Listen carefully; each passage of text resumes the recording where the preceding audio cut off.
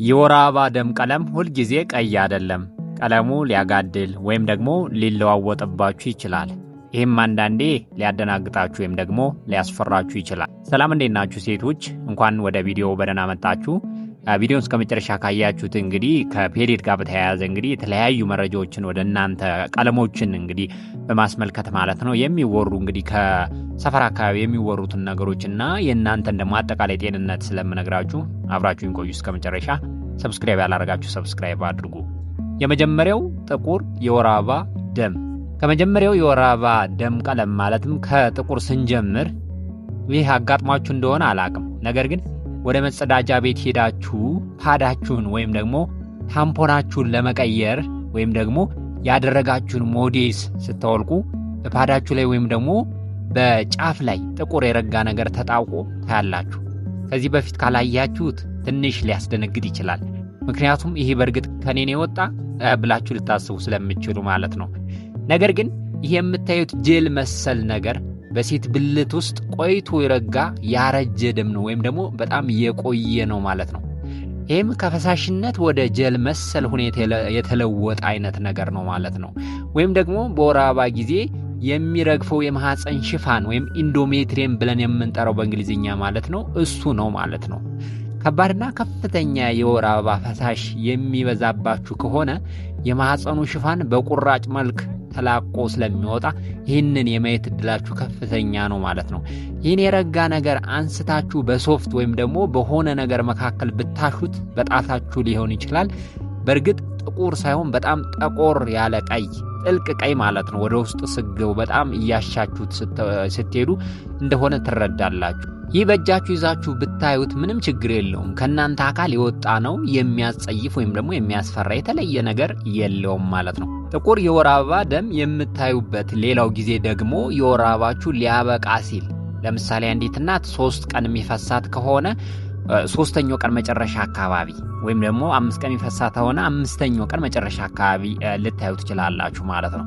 ደግሞ ከሴት ብልት ለመውጣት ጊዜ በሚወስድበት ፈሳሹ አነስተኛ በሚሆንበትና ደግሞ ከአየር ጋር ተገናኝቶ ኦክሲዳይዝድ ለመሆን ወይም ደግሞ ኦክሲጅን ምላሽ ለማካሄድ ጊዜ በሚያገኝበት ወቅት እንግዲህ ጥቁር ሊሆን ይችላል ማለት ነው። ስለዚህ ጥቁር ደም የሚወሩ የተሳሳቱ ነገሮች አሉ። እንግዲህ አንዳንድ እናቶች ጥቁር ደም ሲያዩ ማለት ነው የመጀመሪያው በሴት ብልት ውስጥ መደፈን እንዳለ ያሳያል የሚሉ ሰዎች ገጥሟቸው ሊያውቁ ይችላሉ። ጥቁር የወር አበባ ደም በሴት ብልት ውስጥ መደፈን እንዳለ የግድ አያሳይም። በሴት ብልት ውስጥ መደፈን የሚያስከትሉ የሕክምና ምክንያቶች ይበልጥ የወር አበባ መቅረትን ወይም ደግሞ ህመምን ነው የሚያስከትሉት። በሴት ብልት ውስጥ ሊደፍን የሚችልበት በጣም የተለመደው ምክንያት የተረሳ የሆነ ፓድ ነገር ከቀረ፣ ነገር ግን የተረሳ ቴምፖን የወር አበባ ደም ቀለምን አይቀይርም። ይልቁንም መጥፎ ጠረን ያለው የሴት ብልት ፈሳሽ እንዲኖር ያደርጋል እንጂ ማለት ነው። እዚህ ጋር ማሳሰቢያ የምነግራችሁ ነገር ጥቁር የወር አበባ ደም አብዛኛውን ጊዜ የሚያሳስብ አይደለም። ነገር ግን ደግሞ በጣም በግዝፈት የረጋ ከሆነ ወይም ደግሞ ድከም ወይም ደግሞ የዝልፍልፍነት ስሜት ከተሰማችሁ እንግዲህ ሐኪሞቻችሁ ማናገር ግድ ይላችኋል ማለት ነው። ሌላኛው ደግሞ የወር አበባ ደም ቀለም ደግሞ ቡናማ ነው። ይሄ ብራውን የምንለው ቡናማ የወር አበባ ደም ኦክሲዳይዝ የሆነ ደም ነው ወይም ደግሞ ኦክሲጅን አለ በውስጡ ማለት ነው። ይህንም አብዛኛውን ጊዜ በወር አበባችሁ መጀመሪያ ወይም ደግሞ መጨረሻ ላይ ፈሳሹ በጣም አነስተኛ በሚሆንበትና ደግሞ ከሴት ብልት ለመውጣት ጊዜ በሚወስድበት ወቅት ታዩታላችሁ።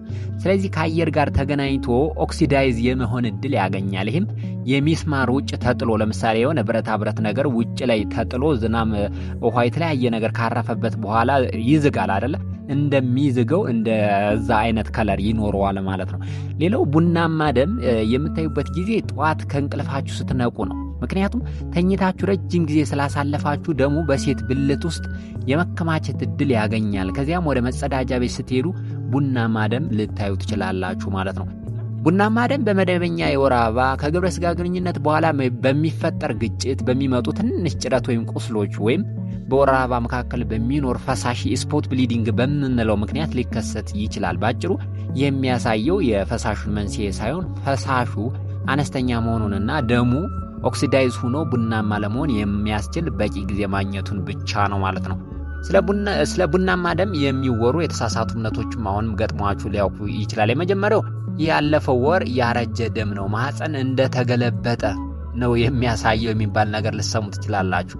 ለስላሳና ቅርጽ ያለው ነው። የሴት ብልት ደግሞ በሴት ብልት ፈሳሾችና በማህፀን ጫፍ ፈሳሾች ሁል ጊዜ ይታጠባል።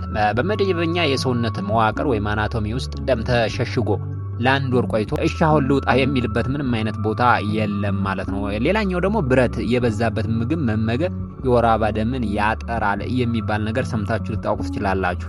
በሴል ወይም ደግሞ በሞለኪውላር ደረጃ እንኳን ቢከሰት በወር አበባ ደም ቀለም ላይ የሚኖረው ለውጥ በአይን ሊታወቅ አይችልም ማለት ነው። እነዚህ ናሙናዎች እውነተኛ መስሏችሁ ለምትደነገጡ እውነተኛ አይደለም።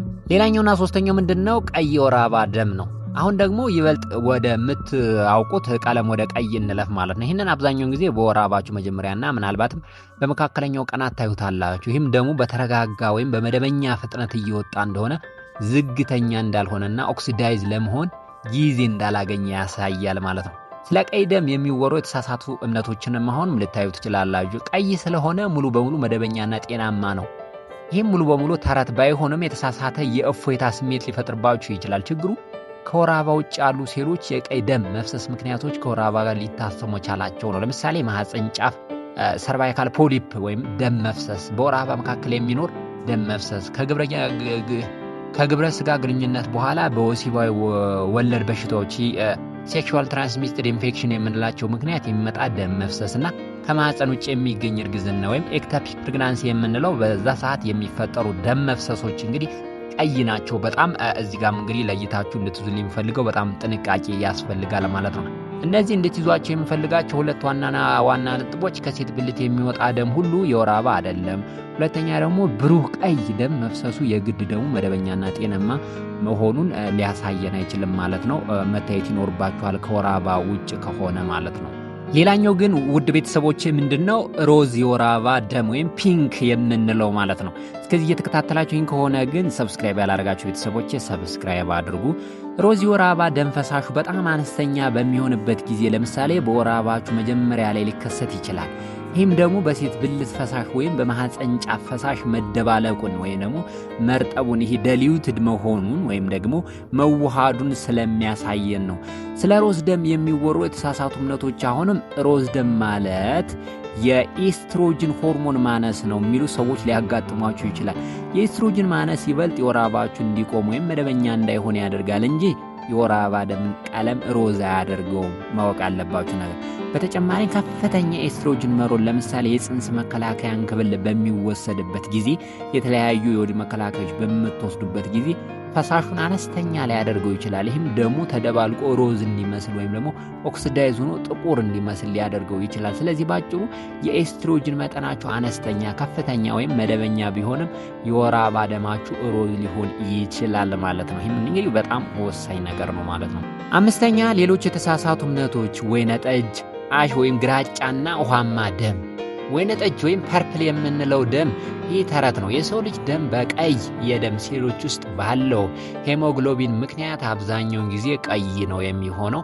ሌላኛው አሽ ግራጫ ወይም ግራይ።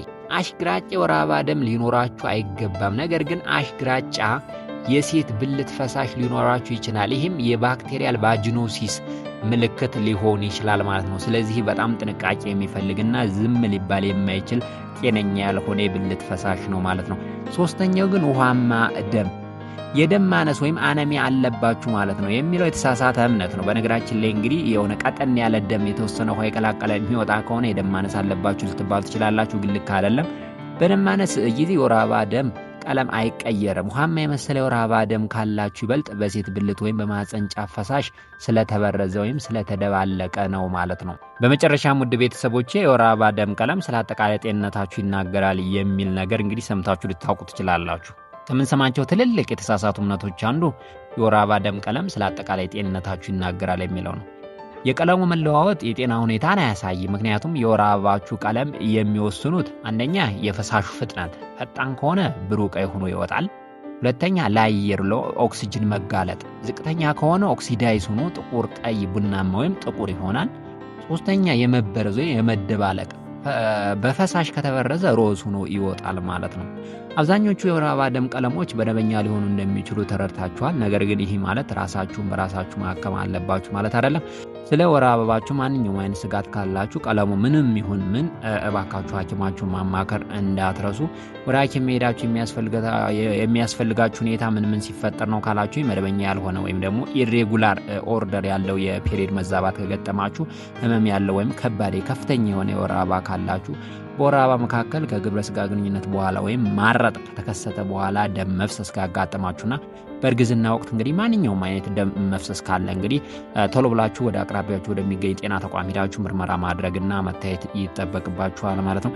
የዛሬ ቪዲዮ ይህን ይመስል ነበረ። ውድ ቤተሰቦቼ ጠቃሚ ከሆነ እንግዲህ ላይክ፣ ሰብስክራይብ፣ ሼር እያደረጋችሁ ሰፖርት አድርጉኝ። በሌላ ቪዲዮ እመለሳለሁ። እስከዛው ግን ቸር ቆዩልኝ። ቻው።